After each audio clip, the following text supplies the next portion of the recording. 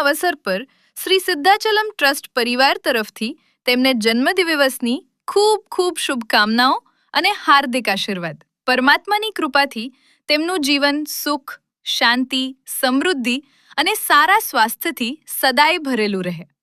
ગૌરવ, તમને જન્મદિવસની ખૂબ ખૂબ શુભકામનાઓ. જો આ વિડીયો તમને પસંદ આવ્યો હોય તો જરૂરથી લાઈક કરો, શેર કરો અને તમારા પરિવારજનો તથા મિત્રો સુધી પહોંચાડો.